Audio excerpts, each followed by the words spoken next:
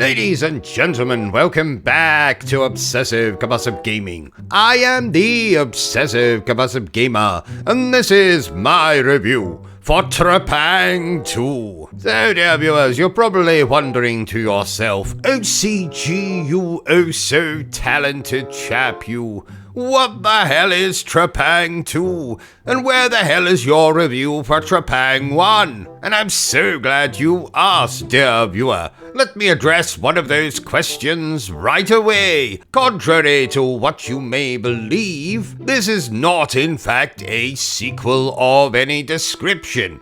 In fact, I'm not even sure when I'm saying TREPANG2 that I'm actually saying the title correctly. But just like lovemaking, I don't care if I'm doing it correctly or not. This is an ultra-violent first-person shooter video game thingamajig that originally released in 2023, a year I remember fondly as the year I played a hell of a lot of video games. So in this title we play an amnesiac test subject who wakes up in a black site of some description. We eventually find our way out of this black site and are recruited by the mysterious Task Force 27, and that's when the real game gets going. So you'll take on missions, mix in a bit of stealth with the first-person shooting, you'll take on clone soldiers, and even monsters in the form of several of the game's boss fights,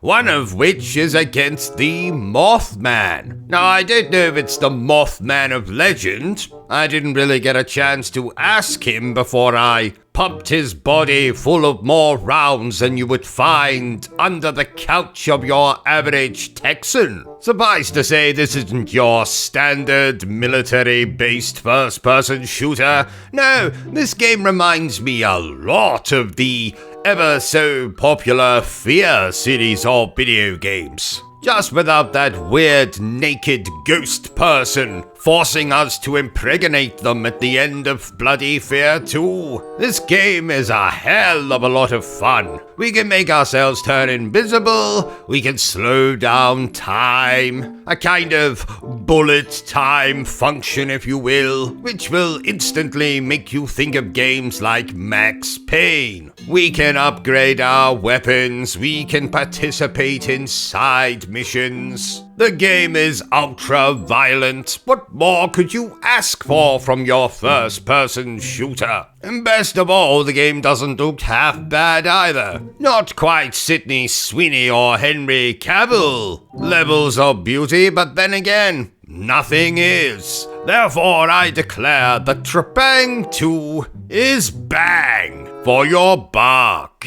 So there you have it, ladies and gentlemen, my review for the not sequel TREPANG2. If you enjoyed this little review of mine, don't forget to give me a thumbs up. If you haven't enjoyed it, well then, feel free to give me a thumbs down.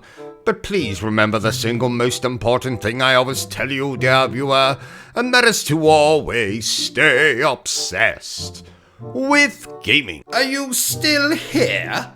Oh, you must have really enjoyed this video then. In that case, you had better subscribe to the channel and check out our other content. Otherwise, you're a booby pants, and no one wants to be a booby pants.